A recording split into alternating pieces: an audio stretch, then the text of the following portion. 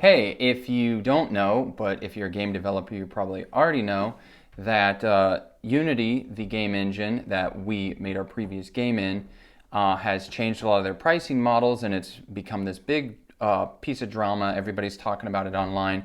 And we thought we could talk about it from the perspective of full-time game developers that have made a semi-successful indie game, and talk about how this changes our business, how it changes the success of our game and future games that use Unity. So we got the whole team here. Let's get into it and talk about what we think. So we have Joel and Logan here with us. They are two of the fellows that were with us working on our previous game, the Pedestrian. Joel was like the designer fellow and kind of like generalist, and then Logan did all the audio for the Pedestrian. So, yeah. So the update that Unity announced about their pricing, it's kind of weird. It's kind of seems like a first of its kind in terms of like software development, as far as I can tell. But yeah, we were just thinking like, how would this have affected the Pedestrian if we had released the Pedestrian like this January, when all of this new pricing stuff would come into effect? Right. I think it'd be kind of weird. So the pricing, I guess, from and a lot of this is kind of still in the works, because Unity, I guess, has been working on different things to like updating. Their initial stuff was a little bit vague, too aggressive. Yeah. And because so many people are angry about it, that it seems like they're working on rolling it back some, so it's not as Yeah, so a lot of this stuff that we're looking at could very well change.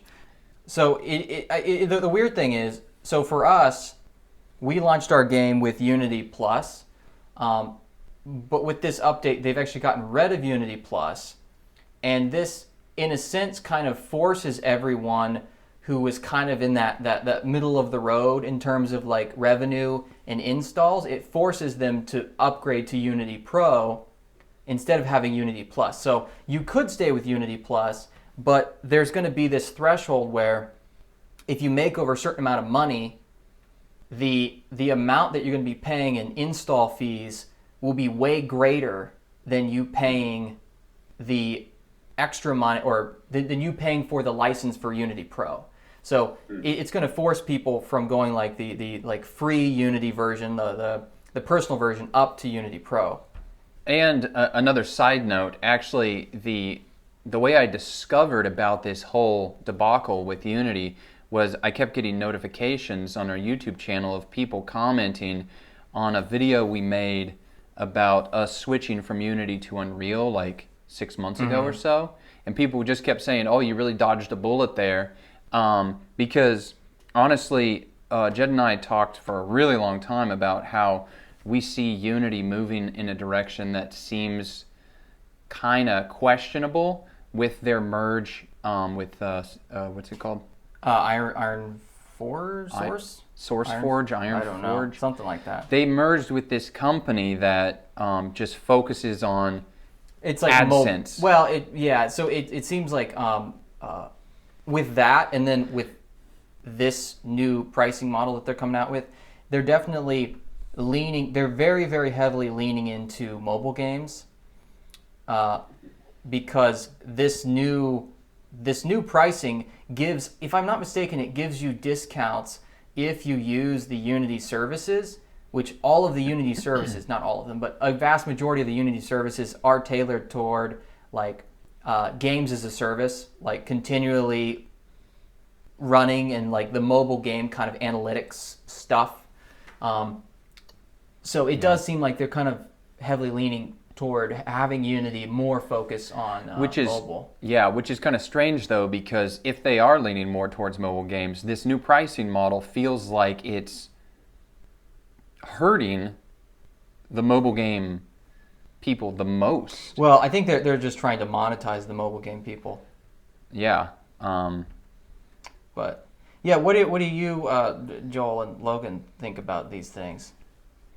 Well, for one, piracy. I Oh don't yeah. really.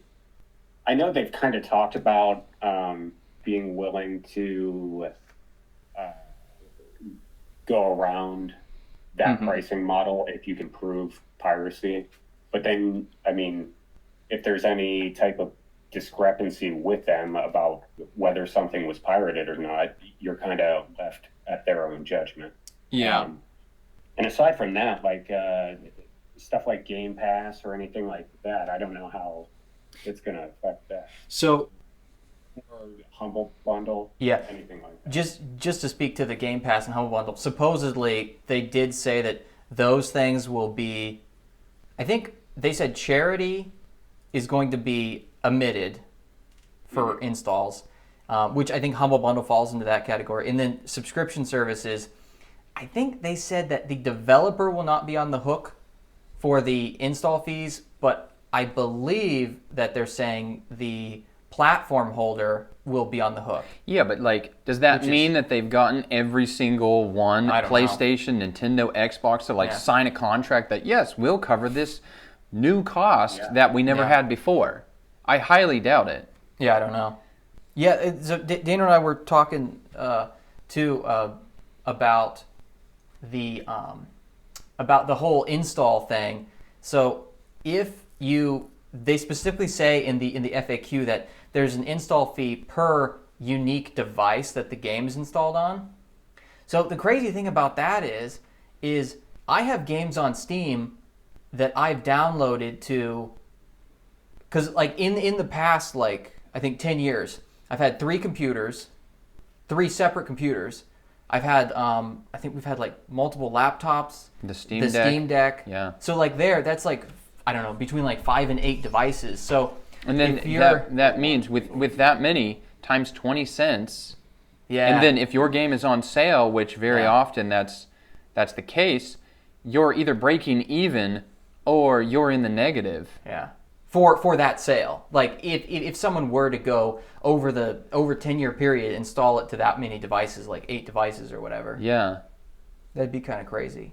Yeah, I think regardless of the pricing structure and like if they do end up, changing some numbers and getting everyone happy or unhappy, however they change it, I think just like a big thing is the distrust in the company now, because something that has been kind of marketed as like the cheaper good alternative in the game dev market, game engine market, is now kind of sucking money out of its loyal fan base, and not only the future fan base, also the past people, because like we said, we released this game already and it'll still be affected by it, along with thousands of other games that are released. They're going to be affected by it, even though they didn't approve of this.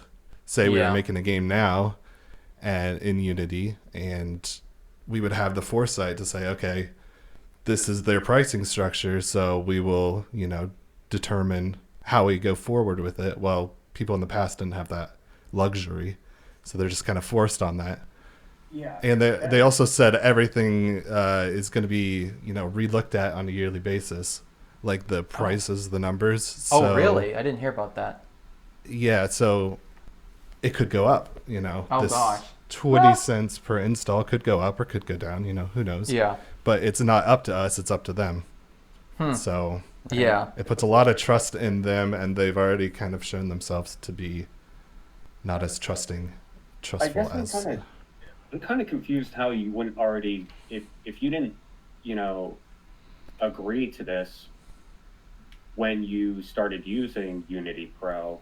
I guess I'm kind of surprised that you wouldn't be kind of grandfathered into like not using like this updated model. Yeah. Like I don't know how they can kind of retroactively redo that. Yeah. So what what they're saying is they're not retroactive. It's kind of weird. They're like making a differentiation between the game. So because they specifically have a question in here. are these changes applied retroactively? They say no, but then if you read it, it's basically like they don't charge you for sales or for installs you've had in the past, but they still charge you install fees starting January 1st for your old game. So it's kind of like this half like middle like thing where it's not retroactive, but it is kind of retroactive. Yeah. Because it still applies to the old games. Yeah. Right. They're not going to charge you a big lump sum Oh, God. saying, hey, all these sales in the past are now blah, Yeah. blah, blah. Which, I mean, I guess they could do. But, yeah, it still will affect them. Yeah. I mean, I can't really blame them for trying to like monetize their product. Oh, yeah, yeah. I mean, they're a company that all companies exist to, create a profit. But it seems like they could have done something closer to like the 5% model with Unreal or something just a little bit more transparent. Right. Yeah, because everybody is just yelling online about how greedy Unity is, and yes, they probably are, but to a certain extent, you got to pay the bills, and you got to innovate on this piece of software. So you got to make money some way. And for almost forever, Unity has been in the red. If you think about it, the amount of money that we have paid Unity in the grand scheme of things is actually pretty low. Right. Because we've just been paying for their Unity, and actually we weren't even paying for Unity Plus for a really long time because we were just on personal. Can't remember. It was like because we've been using Unity since I don't know, 10 years. since Unity 5 or something, whatever. So it's been a really long time, but we weren't even using Unity Plus. And then even when we were, it's like $35 per person or something. Right. So really, it's quite a bit. But if it's your main development tool, it's actually pretty low. Right. So it does make sense that they've almost been undercharging in a sense, and it's kind of caught up with them to the point where they're like, well, shoot, now we gotta, it's basically like what they've been charging isn't really sustainable. And the interesting thing is, Unreal was really smart with their pricing model because when it's all said and done, if we win, they win with that $5% with that 5% that they take. But with Unity, it's kind of the opposite. They don't care whether we succeed or fail. They still get money. So that really puts Unreal in a position where they are incentivized. They're incentivized. They're with us. They want to help us succeed because they succeed. It's like because they essentially have a piece of your game. Yeah, exactly. Yeah. So if this were to happen for like a new game coming out, so like when we initially launched our game, could we just do like a little experiment and say like ballpark numbers? What would it look like if the Pedestrian launched while these pricing models were live? Well, okay, so we would instantly get Unity Pro because it wouldn't be worth it. Right. So they're almost forcing to tax us one way or another. And so, but that's the thing too. So for like us, we aren't a really big game. If you're a really, really big game or you're a game kind of blew up, even if you have Unity Pro, once you go over that $1 million in 1 year, then they still start charging you for installs. So at that point, it would start racking up fees. And let me look at so here's the blog post. So if you make over $1 million, so if you release a game, you make over $1 million in 1 year, and you have a lifetime install, and you have a lifetime install count of over 1 million. So you have to make $1 million, and you have to have over 1 million downloads or installs. Then they would start charging you even if you had Unity Pro. So if you have like a pretty decent game that kind of blows up, then even having Unity Pro really wouldn't help you. You would still be charged. And you have to pay for Unity Pro per seat. So it's $2,000 times however many. Yeah, if you're actively developing it. So that number can get big really quick. Yeah. And that's per year, right? Yeah. So like for us, it would have been fine if this had happened when we launched, but it definitely would have been like kind of bit of a thing. Yeah. Yeah, and with the way they have it, it does turn on and off based on how well your game is doing. Yeah. Like that threshold, that $1 million, isn't like once you hit it, then you're paying continuously. Correct. It's in the last 12 months. Yep. So it's only during the heydays. Yep. Or if you're a big game, then a longer heyday. Right. That is true. So like the whole 10-year thing that I was saying, someone installs the game over the course of 10 years, that doesn't necessarily count, because if your game's been out for 10 years, the amount of revenue you're getting, well, I mean, maybe. I mean, I guess it depends on how popular your game is, but it definitely would. It definitely would be less likely to happen if your game is old. Right. The like one person installing it multiple times would be less likely to happen. You would be less likely to incur the fee. Yeah. Yeah. Right. But also, like, what's going to happen if you just don't pay them? You still have access to the engine, right? I don't know what Like, their kind of Are they going to repercussions. are they going to sue you Maybe. or something? Maybe like a That's what cease. I would think. Yeah, probably. Maybe some sort of- Or also, if you're like, hey, we're going to be on Game Pass, all of these downloads, don't charge us for it. yeah. How could they know otherwise? Yeah. Yeah, it's definitely a lot more work. Especially since a lot of the edge cases, like the piracy thing and the charity thing and all of that, has to have communication between you and Unity. It's just... Sorry, go ahead. No, yeah, it's just more work on your end, plus they have the final say.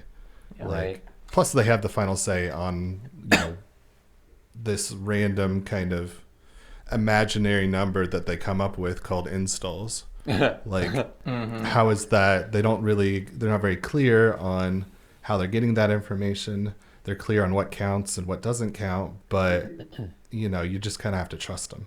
Which is kind of crazy. It's basically like you're being charged. It's like they walk up to you with an invoice and say like, "Hey, you owe us this much money," but they're arriving at those numbers not in any quantifiable way. At least for us. Which is kind of crazy. Yeah, we just have to take their word for it. It seems almost on par with like Twitter trying to like scrub bot accounts, which they're not even capable of doing. Oh, you're And right. Yeah. we're probably talking about way bigger numbers as far as like installs and stuff like that goes. I mean, it just seems like as far as like scalability goes, like really unrealistic. Also, this is something that I don't know if they've thought about all this stuff, but they probably have. But like, I have heard a lot of people too saying like, just boot up a whole bunch of virtual machines, and virtual machines, they just create virtual hardware. So even if it's, even if this install is somehow tied to some unique configuration of like your motherboard or something, it's like, because I think your motherboard has like some sort of unique ID or something. Even if it was tied to that, people just boot up a whole bunch of virtual machines, and then they can And just crank up your bill. And right. stuff. And with how motivated gamers are to screw over, Or like people just on the internet. Yeah, they could get a huge group of people together and they'll figure it out. So it's like it's almost like Unity is encouraging developers to not be too successful, because then they're more prone to a lot of stuff going wrong.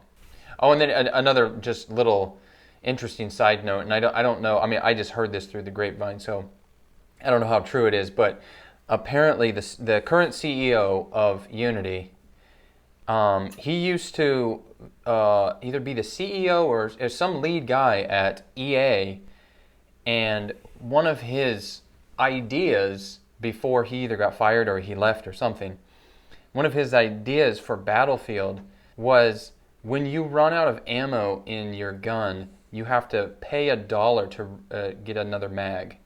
So, like, if that's true, This is the kind of mind we're dealing with at Unity, is somebody that just wants to wring every dollar out of you as possible. They're just, business people.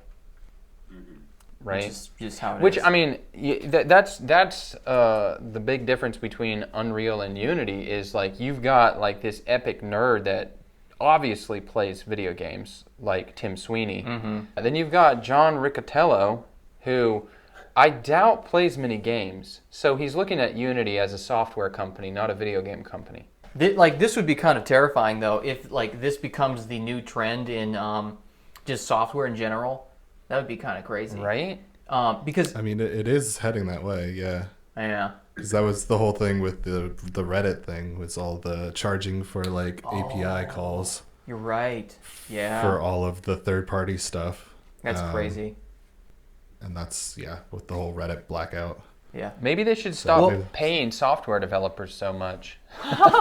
That'd make it cheaper for them to stay afloat. So I was thinking about this too. So like Steam, they charge 30%.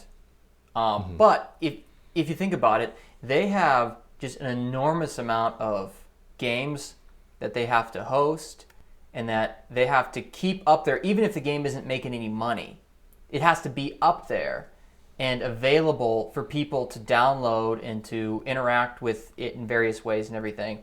So even though 30% is a lot, it kind of makes sense because there's, there's basically like a continual, they have to support it, even if it's not valuable for them. So you're saying the profit that Valve is getting is definitely not 30% of your game. It could be as low as maybe 5% of your game. Yeah, potentially, yeah, because they have to. Well, I don't know. Because the cost of hosting your game is so much. Yeah, so but with Unity, for instance, you're using it, and then they don't really have any costs associated with the game after it's done. It really just goes to the platform holders like Steam. Like Steam has to pay the cost for everything that happens after your game releases, essentially. Right. Or PlayStation or Nintendo. Yeah, or whatever. that's some substantial passive income right there. What, for Steam? For Unity. Oh yeah. I mean, because it's completely passive. They don't have to do anything to get that money from everybody. Well, they have to maintain the engine beforehand, though, so you can finish the product. Yeah, exactly. Right. Yeah. But So, at the same time, they don't have much motivation to make the engine any better if most of their money is coming from... Well, except for people like us leaving it because it was on the downhill. Well, it's like I was trying to think of a metaphor for it, like a table saw company. They sell you the table saw, and then they charge you for like all the products that you make with it. Yeah. Like every time you cut something, they charge you. Yeah, that's crazy. Yeah, dude, I've used that analogy before where it's like, I get a screwdriver, I just want to screw with it. You know what I have a screwdriver, I just want it to do that one thing, but then software nowadays is like, oh, it's not just a screwdriver, it's this, it's that, and you've got to pay for this, and you've got to subscribe to that, and it's just like, I just want it to do this one thing. It doesn't need to be so complex. I think they're making things so overwhelmingly complicated on purpose, so you get kind of confused and you're like, all right, screw it, I'll just, take my money and so I can move on. Another thought that so one of the other reasons why this is less than ideal is because it's not a percentage, because it's an actual fixed price. That really, I just thought about this. Even it would even be worse in other countries. If this is 20 cents USD, in certain countries that's like a lot of money. So that'd be kind of crazy. But because it's a flat fee, if our game is $20 and it's on Steam, Steam takes 30%. So now we only have 70% of that. But if our game is on sale, if our game's like $8 or something, Steam takes a chunk of it. Then you have these platform like the Unity fees, and then there's always taxes and all that kind of stuff too. It really does kind of like whittle it down. Like, Yeah, down to like, Incentivizes people to sell their games for more. yeah, yeah. To eat Right. less of that cost. yeah, and I was thinking about that, and like ultimately, what this does is hurt gamers. Yeah. It goes down the chain to the last person, which is the person paying to buy a game. I mean, games are already increasing in price, which I understand because it's so expensive to make games. But $70 for a AAA game is a lot of money. So we are kind of at a weird point where something's got to give somewhere in order for game developers and gamers are able to afford what they do. Yeah, I just couldn't imagine if you made a whole game and you were in Unity and you were just finishing now. That would really suck.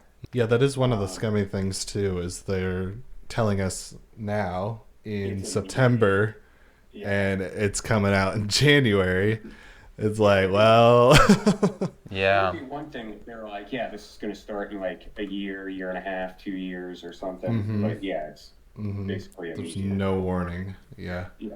Yeah, and it's pretty crazy. All of the developers that have kind of band together to, I guess, boycott Unity, and they're moving to other engines. Like every major game dev team has at least put out some kind of announcement that they're either leaving or they're shutting down their game for now.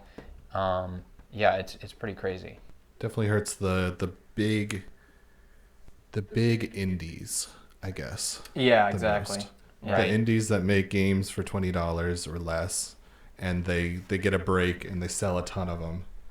It definitely hurts them the most, rather than the $70 games that AAA people make. Right. It's less of a percentage. So ultimately, it doesn't really hurt us that much. In order for the Pedestrian to still be a Unity game, we just have to pay an extra fee of $2,000 per Unity license. Yeah, for Unity Pro. per Yeah. year. So it kind of sucks because that's an extra expense we didn't have before, Yeah. but it's not as bad as a lot of people have. So we're pretty fortunate. Yeah. Yeah, so it really will just depend on, and the kind of crazy thing too, you won't really, like, you never know how well a game is going to do. Like you're always kind of aspirational about how well your game will do at launch, but you don't really know. So, just setting out and you have a decision to make of whether or not to use Unity or a different game engine, you usually kind of think big picture, like, blue sky, like, what could be possible if I made a game and released it in Right. terms of, like, revenue and everything. So you would always have to kind of take this into account, even if you're not necessarily going to have, a big blow up game. You still have to think about it because who knows, anything You can want happen. to be prepared. Yeah. So this does affect even people who are like small studios working on their game. They're going to be thinking about this kind of stuff. Right. Right. And it's unfortunate and the revenue because share. Oh, sorry, go ahead.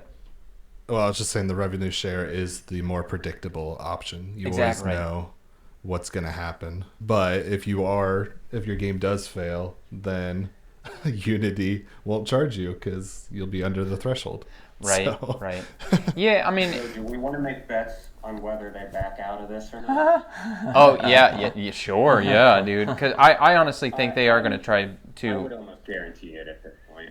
If they don't, their company is going to probably Yeah, die. because this is it's too much of an incentive to just use Unreal. I mean, there's no, there doesn't really seem to be like any silver lining to it. Like it's only beneficial to them. I mean, people are just going to find another option. Yep.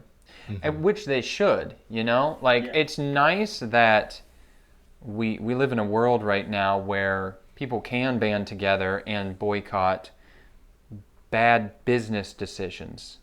I mean, I hate cancel culture, and that's not what this is, but this is putting You're just- putting yeah. the power, the decision-making power almost in the hands of the users because of how loud their voice can be.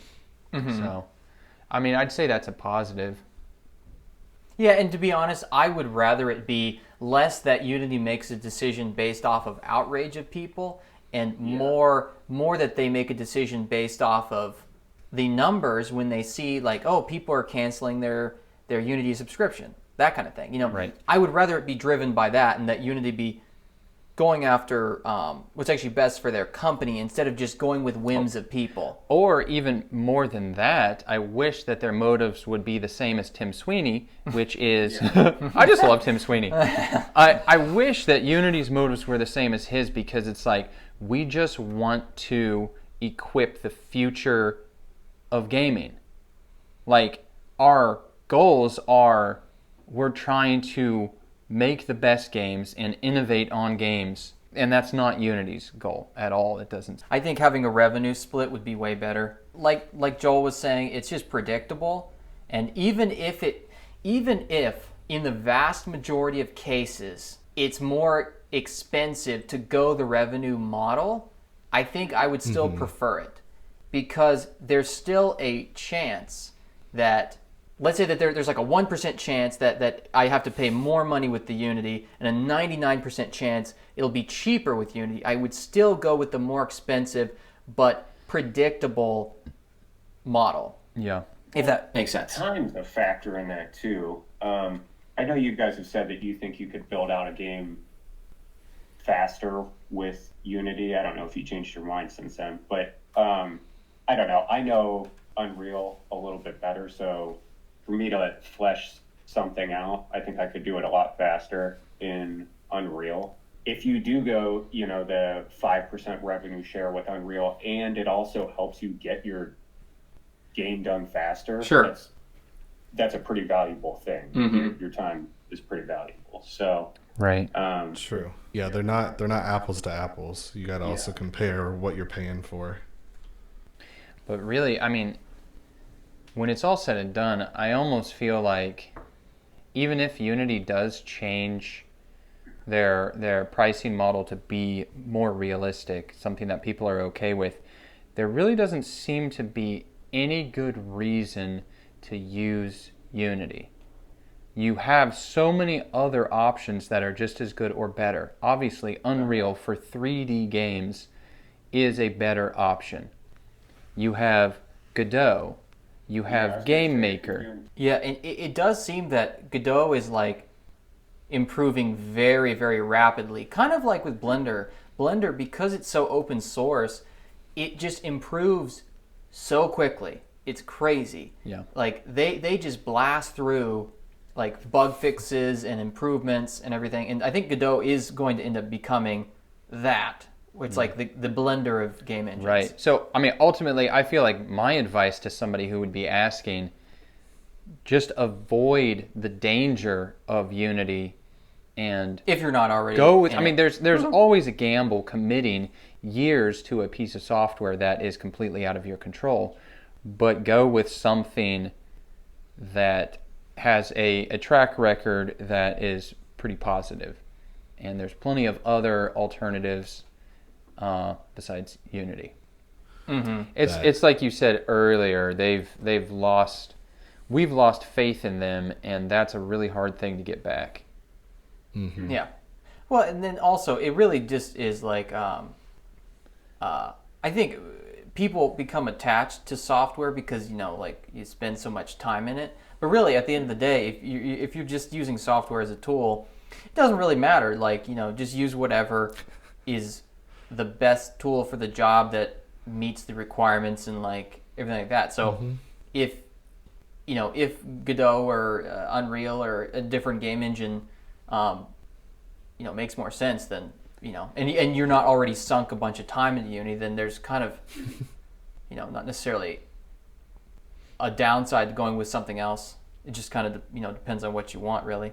The more valuable thing to invest your learning into is just basic game development, stuff that can carry over from engine to engine or software to software, is like mastering the art of game development, and then it becomes easier to use different tools when you need to, because game development and software that you use for game development is always going to be evolving and changing, and you're always going to have to be learning new stuff. So I feel like that's the best skill to master as a game developer, is learning quickly, We'll just keep our eyes on the future and see how they change it. Yeah, okay. I guess that's the outro. Thanks for watching, guys. See ya. Bye.